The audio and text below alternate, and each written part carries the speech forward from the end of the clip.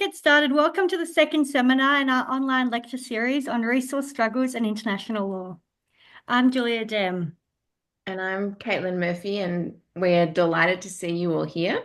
So before introducing our speaker, we'd like to acknowledge that we're on Wurundjeri Wurrung land and pay respects to their elders and laws and recognise that sovereignty has never been ceded. This online lecture series seeks to foster interdisciplinary and historical discussions about how international law both shapes and is shaped by struggles over natural resources.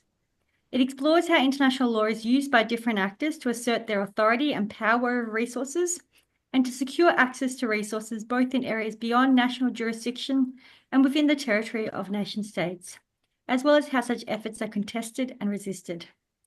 Our hope is that by better understanding how international law has enabled and promoted unsustainable and inequitable resource extraction, we can better navigate the current transition to a low-carbon world and collectively build futures that are socially and ecologically just.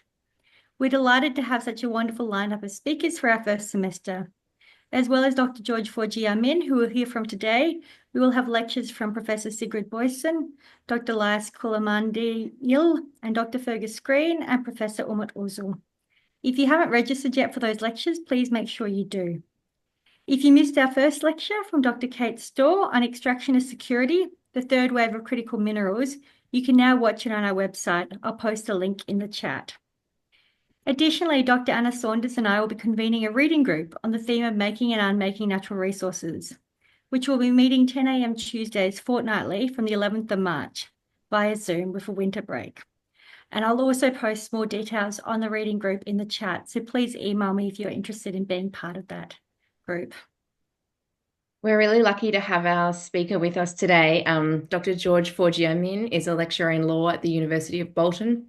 His research spans public international law, international economic law, political theory, legal and economic history, TWAIL, and African studies. He graduated from the University of Helsinki with a PhD, MPhil, and LLM in public international law, and he's taught at several universities, including the University of Manchester, Manchester Metropolitan University, Liverpool John Moores University, and the University of Helsinki. He's going to talk to us today about his really wonderful book, International Law and the History of Resource Extraction, Capital Accumulation and Underdevelopment, 1450 to 1918, which was published by Routledge in 2023. So he's going to talk for about 35 minutes, and then we'll have time for questions. So, George, over to you. Thank you so much, Kathleen, and thank you also, Julia, for inviting me to talk in this wonderful series. And thanks everyone for attending this presentation this morning. Without much ado, I will share my PowerPoint and begin the presentation.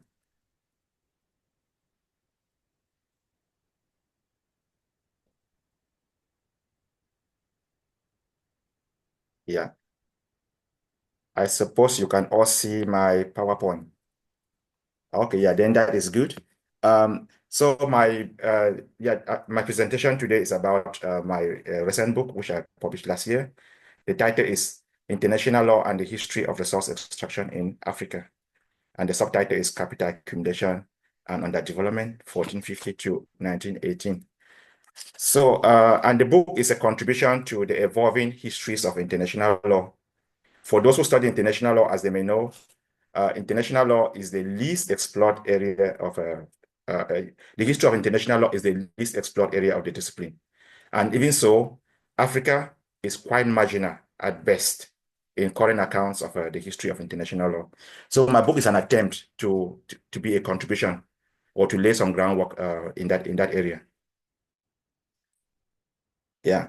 And this is how the book looks like for those who may be interested and may want to have a copy. So I just wanted to show you the book cover.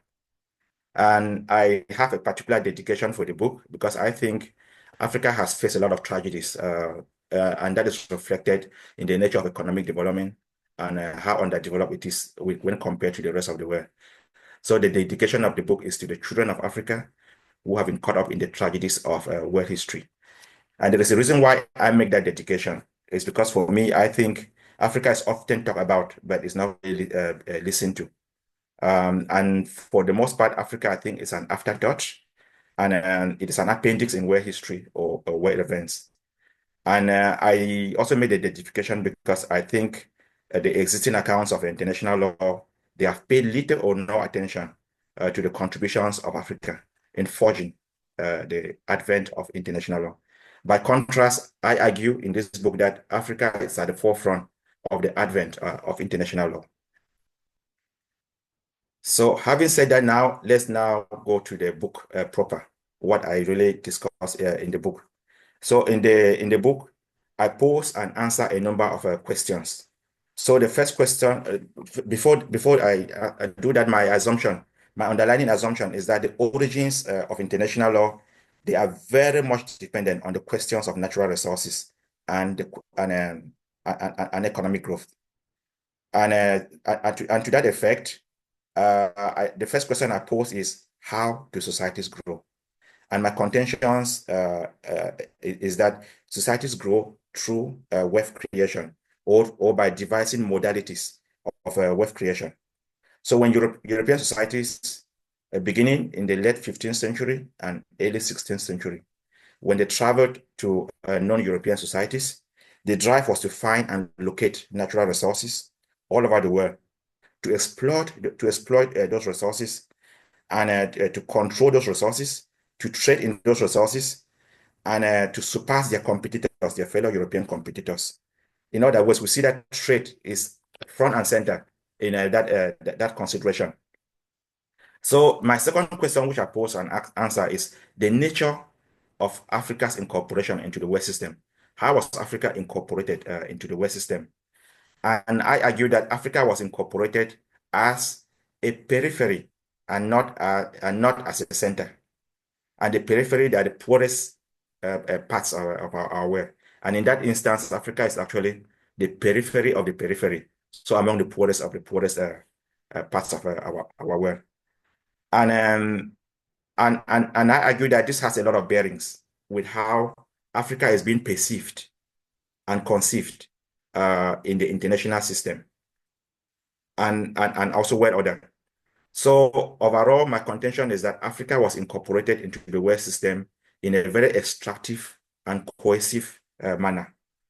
And international law has vindicated it vindicated and it justified the structural incorporation of Africa into that system, into that world order, or the world order as we know it today. Then another question which I pose is, how has Africa historically participated in the world system? And I answer that Africa has historically participated through the provision of human and natural resources to help prepare the system, that's the world system, or the world order as we know it today. And I also argue that it has done so through the provision of extraction, that's extraction of these two sets of resources, the human resources and the natural resources, and that they have been pivotal to the very origins and development of international law.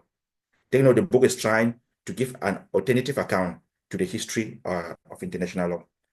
And I show that the participation of Africa can best be characterized or understood by examining three main capitalism schemes that have characterized the history and development of international law. And I've underlined them below, which you can see with the colors that I have below.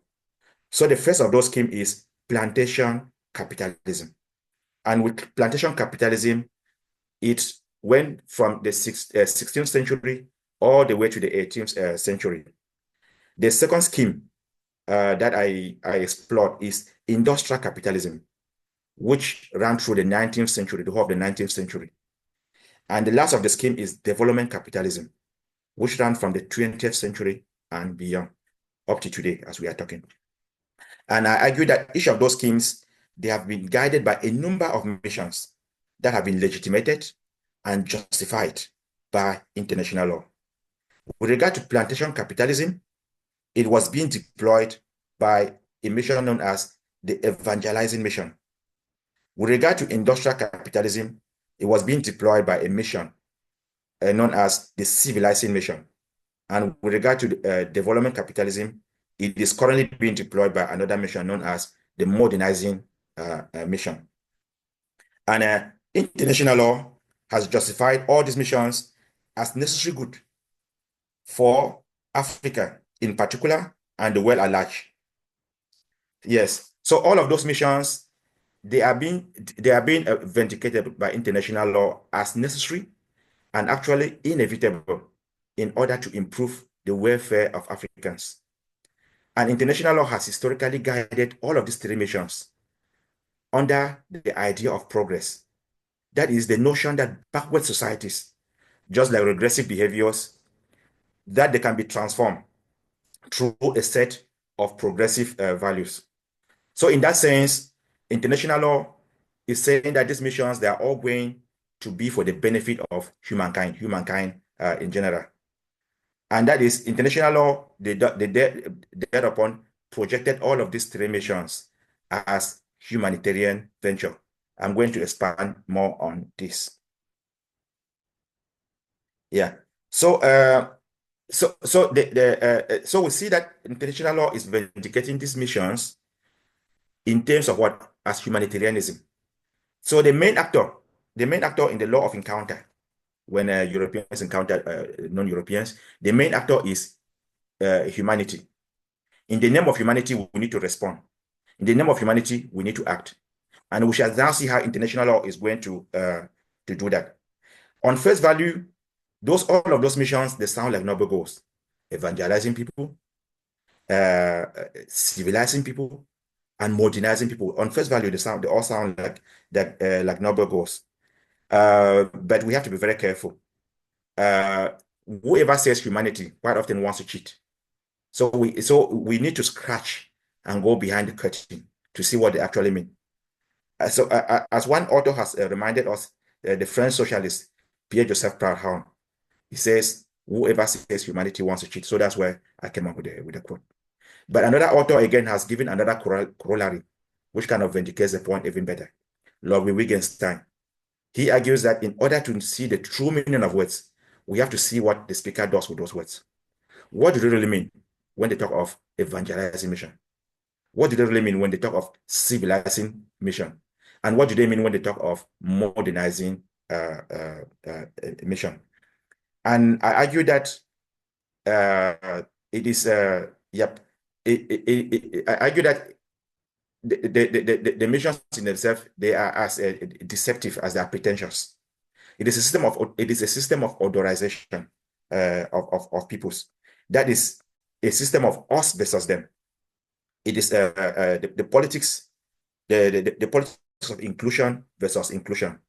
So we see that international law, in other words, is legitimating a class order. It's legitimate a class order. And in that class order, we have three categories of people. In the international system, we have savages, we have barbarians, and we have saviors. And this metamorphoses into what some authors have described as the dynamic of differentiation. In this class order of the international society, Africans are being qualified as barbarians, or that they form the barbarian societies, or the backward. They are in the backward parts of the world. So, and I argue that this fits very much into the power to define. When you're able to qualify or give narratives, the vernacular of categorizing what a particular people are. So images, they have to be convincing. And when they are convincing, they can also define in how you perceive people in the international society. Yeah. And because Europeans perceive Africans as backward, like I said, the main actor in the law of encounter is humanity. Because they are backward and Europeans are being projected as advanced, then Europeans now have the license to help them. They now have the license to give humanitarian mission to them. It could be evangelizing, it could be civilizing, and it could be modernizing them. Yes. And then as a solution to deal with backwardness, so international law has now underscored the dichotomy between trade and war. Trade is good for everybody. Countries are admonished to trade. When people trade, I'm talking about trade in the world resources, trade in the natural resources all over the world. When people trade, everybody benefits. And by contrast, when people fight, if it's war, it leads to calamity. So all societies are being admonished to trade. But what we see is that all the three schemes, the plantation capitalism, the industrial capitalism, and the development capitalism, they are all organized at the backdrop of trade. In plantation capitalism, what is being traded is peoples, the African people. And an international law legitimated slave trade. So when I talk about natural resources, or I talk about resources, it's not just the flora and the fauna. It's not just the forest and vegetation, but it's also human resources and natural resources. And we see international law legitimizing the trade in peoples in the first scheme, under the first scheme. And under the second scheme, that is the industrial capitalism, we see the trade in African natural resources. And resources are being extracted from Africa in order to feed and power the nascent industrial revolution across Europe. And as I will argue later, this brought about a new resource curse theory for Africa. And in the third scheme, which is development capitalism, we see a process of modernization that is trading along already structured and already established structured networks of trade. It's fortifying the periphery of the world and the core of the world. I argued already that Africa was the periphery and not the center. Yeah. And so in other words, Africa is seen as being useful for extractive industries, and the West, which is the core, useful for manufactured goods. So to summarize, I have this summary of how the schemes they play out. So we see in the first scheme, which is plantation capitalism, running from the 15th to the 18th century, we see that the economic function of Africa is what? Is slave-based agricultural production. And they are being used for things of cotton, sugar, and tobacco in the Americas. And the ideological justification, the ideological justification for that is Christianity, or the evangelizing mission. Christianity is being used to conquer, is being used also to keep the Americans in check. And then we see also forced labor being at play. And the legal instruments are the Papa Bulls, for example, the Intercetera, and then we see slave trade treaties, we see colonial charters being deployed. Under the second scheme, which is industrial capitalism, which played out in the 19th century, we see that the economic function was raw materials being extracted by European industries. Some of this included rubber, minerals, timber, etc. And the ideological justification was the civilizing mission. And imperialism was being seen as something noble to civilize African societies. And we see that it leads from the scramble to the protectorates. The protectorates are being defined through European governance and industry. And the legal instruments are the Berlin Act of 1884-1885. We see concession agreements between African kingdoms and Europeans. And we see also commercial treaties being signed all over the place. And in the last scheme, which is in the 20th century, we see that the economic function is the post-colonial development projects. And we see infrastructure across the continent is being linked to resource extraction again, once more. And this is now include new products, new natural resources, oil, mining, and cash crops. And the ideological function is the modernizing mission. And this is being deployed through different programs, development aid, loans, other development projects which are framed as helping Africa to modernize. And some of the legal instruments for this include the Bretton Woods institutions, or the Bretton Woods agreements. We have investment protection treaties, and we have the structural adjustment programs. Having said that, now I will now go to the criticalness of the 16th century. This is a very famous picture, which I'm sure you may have come across. And it's a famous picture that depicts how Christopher Columbus, when they colonized Americas in 1492. That's for Christopher Columbus and his crew when they landed. And the encounter between Europeans and the American Indians quote unquote.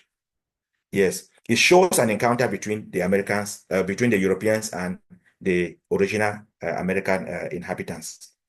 First of all, the Europeans don't know where they are. They actually think they're in India. That's why we are talking about America, the Indians.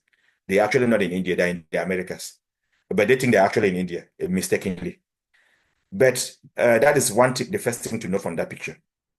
And the particular event and the particular encounter is going to change the world, the history of the world, and it's going to change the world as we knew it up to that time. And it's going to alter the trajectory of history in many ways than we have been told in textbooks up to now. So, for instance, the event radically changed the trajectory of African history and economic development forever. From that picture, we see Europeans carrying a number of things with them. They carry, and those things they carry with them have a lot of symbolism. The first thing we notice is what is the cross. The cross is a symbol of European evangelization, or the symbol of European Christian evangelism. We also see the sword. The sword is an indication that the relations that they are going to forge, they are going to be governed on the basis of gunboat diplomacy. We also see flags being carried by the Europeans. It is a symbolism of annexation. That annexation calls for new names to be given, and that is why the names which have no henceforth about the Americas are not the names that were there before, but they are names that Europeans are going to provide to the American societies. Even the name America, which now has two continents, is a name of a European, one of the conquerors. And it also gives permission to own the land and to exploit the land, to exploit the natural resources of the land. Overall, the encounter marked it marked the formative period of the law of nations, or international law as we now know it today. And it also launched colonialism on a global scale.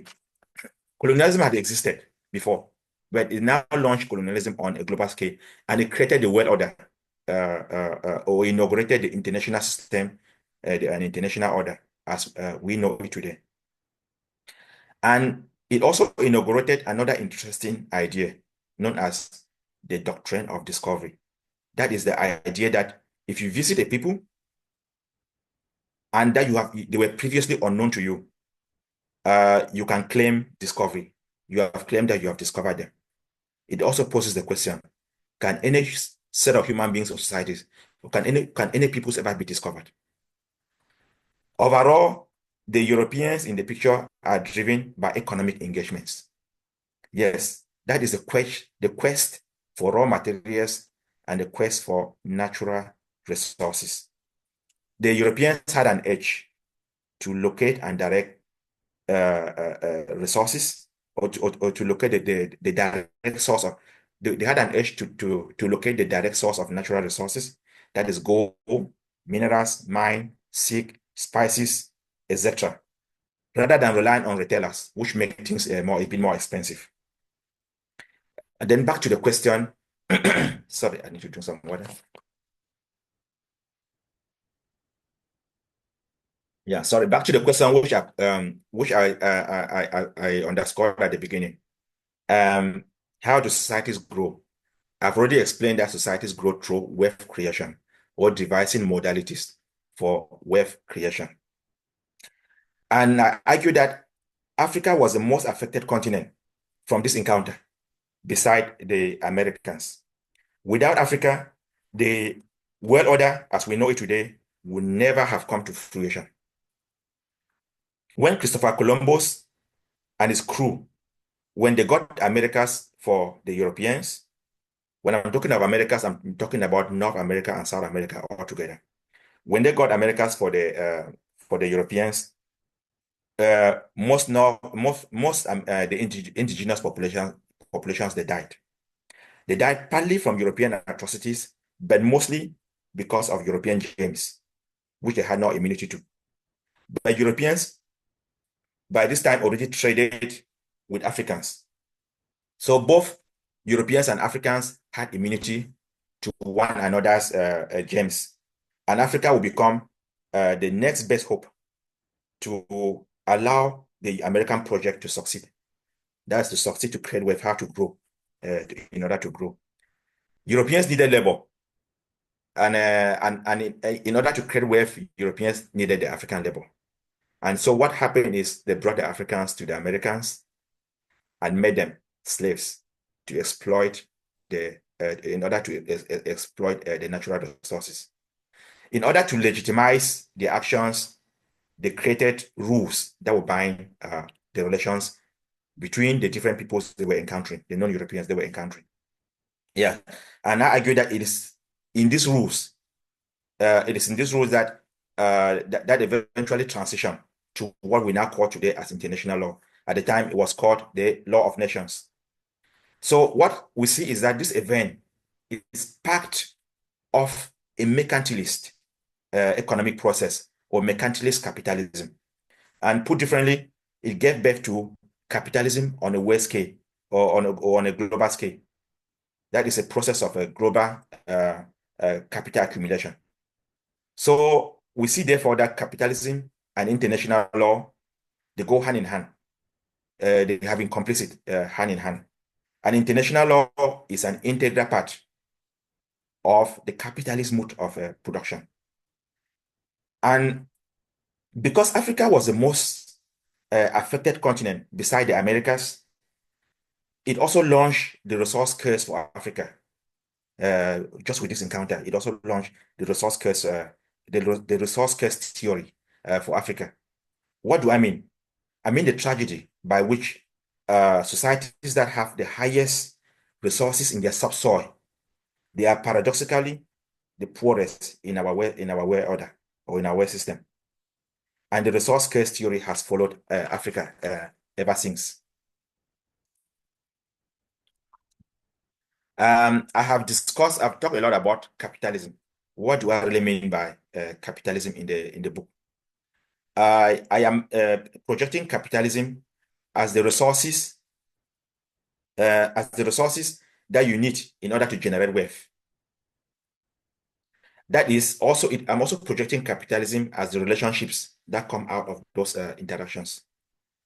And I also show that capitalism is predisposed with two contradictory ideologies. The first one is profit making, and the second one is humanitarianism. And I have illustrated that this has been deployed through the three schemes I mentioned earlier on. Plantation capitalism being deployed through the evangelizing mission, industrial capitalism being deployed through the civilizing mission, and development capitalism, which is being deployed through the modernizing mission, all of which have been legitimated by international law. And I also show that capitalism is not just about organizing societies or the world order, but it is also a set of ideas. Yes, that is also a set of ideas. And the set of ideas are being informed by all the three missions that I have just discussed. And the irony of this is that all of these missions, even though they are being projected as humanitarianism, they are being projected as noble ventures. Paradoxically, all the missions, they are just a small screen for a lot of untold stories. We see violence at the backdrop of each of these application. The application of all of the missions, violence is at the backdrop of all of them. Yeah.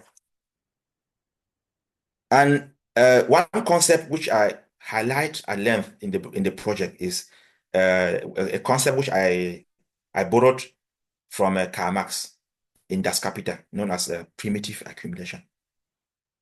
And the concept itself is not really original to Karl Marx.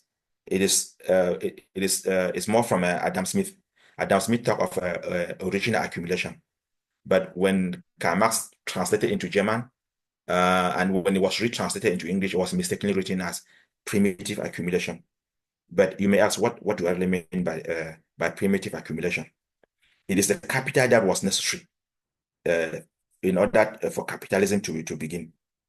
And on a world scale, yes, when capitalism was taken on a world scale, on a global scale, some capital was needed for capitalism to also begin. Yeah, and I argue that that capital was African labor. It was a primitive capital, or the primitive accumulation, or the original accumulation, the original capital that was necessary for global capitalism to take off. So what that means is that Africa was at the forefront at the advent, and it provided the original building blocks for the advent of international law. Unfortunately, that was inadvertent. It's not that they did not set up to do it. It was unfortunately inadvertent, and it was being guided by violence. So I find a lot of connections between the concept of original accumulation or primitive accumulation and how Africa is being incorporated into the world system. Yes. And I show how the world system and international law has only come to fruition because of that original accumulation. And as I have argued already, that Africa was incorporated into the world system in a very cohesive and extractive manner. And that is set off the resource curse theory for Africa. Why it has helped other civilizations to thrive. By contrast, Africa has unfortunately been confined to the tragedy of underdevelopment or economic underdevelopment. So in the book, I also make a lot of interrogations. So yeah, I emphasize on a lot of a set of interrogations in the book. For example, I interrogate the economic and legal components of the civilizing and of the evangelizing and the civilizing mission. I don't go so much detail into the modernizing missions because it's an object of another book which I'm still working on, and it's in the works, and hopefully by next year it's ready for publication.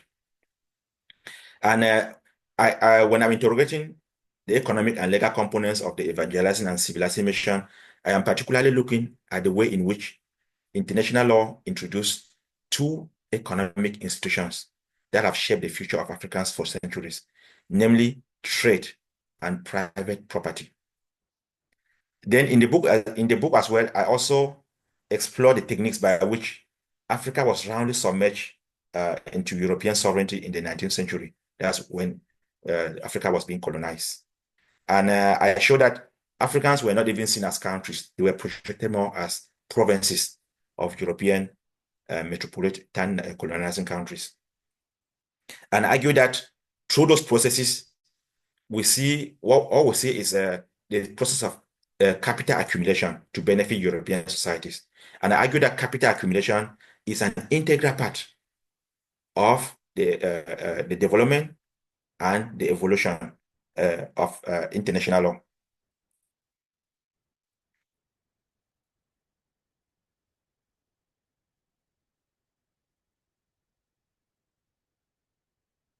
Yeah, okay, sorry. There's a slide that I should have had here before the end, and the slide is that if the slide is from a poet, Marut Baguti, which says, if you really want to dispossess a people, you have to ask, you have to tell their story, starting with secondly. And if you tell the stories of the Americans, indigenous people, not from their magical prowess and their mighty kingdoms, you will surely arrive at different conclusions. And if you tell the stories of Africans, not from the events that I have just described, you also get a different result. And that has been the trend that we have seen in the current accounts of international law, which most of them, which have been mostly Eurocentric. Thank you so much.